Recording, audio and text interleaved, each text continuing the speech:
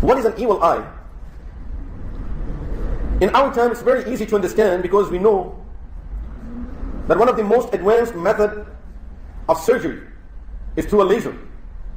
The laser that would pass through your skin, through your flesh, through the bones, and they could direct it to the point where they would like the treatment to be done without hurting any other surface on the body. Evil eye, you could say, it works in the same manner. These are some rays. Our eyes produces that laser that affects people. Many times you don't even know that it's going out of you. You don't intend to do it. But this is just like a machine that is being exposed. And everyone would come in front of that machine will have an effect of that machine. Those rays will hit this person. And something may happen to this person. This is what the eye is. It could affect someone. And the amazing part of the evil eye is that sometimes it would affect us because the person is jealous of us. And sometimes it will affect us because the person likes you.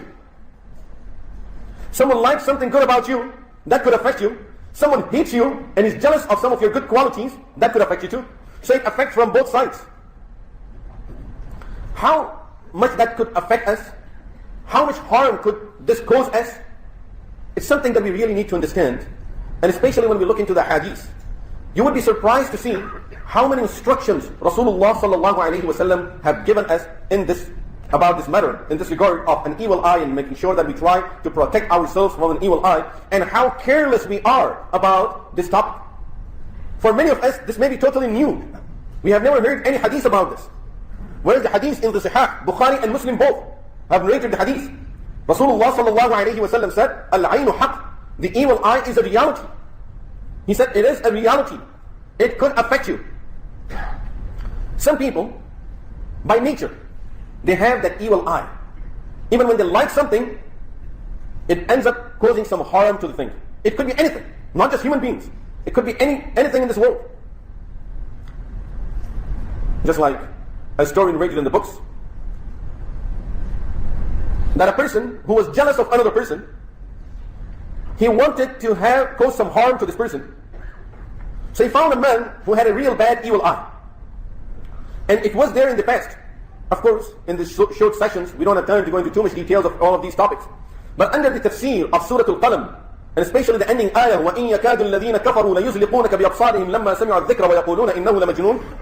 Under the tafsir of this ayah, some of the Mufassirin have narrated that Yahud at the time, they gathered all the people among themselves who were known to have a very strong evil eye.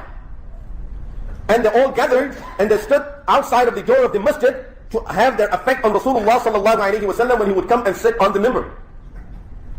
And the effect of it was such that as soon as he came off the minbar, he asked the Sahaba, hold me, I can't walk anymore. And we know in Surah Al-Falaq and Surah Al-Nas, those were the surahs that were revealed because Rasulullah sallallahu alaihi wasallam was affected by magic.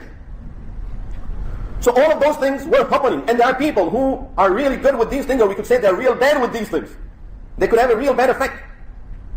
So this man finds a person, and in the history we find a lot of this. Really, when you read the history, you find a lot of this in the past. That there were people who were known to have a bad effect, and people used to pay them to use them against their enemies. So this man finds that person who could have a real bad effect with his evil eye. And he says, I would like you to use it against such and such person. He said, okay, when you see the man, show it to me, show the man to me, and then I will do my work.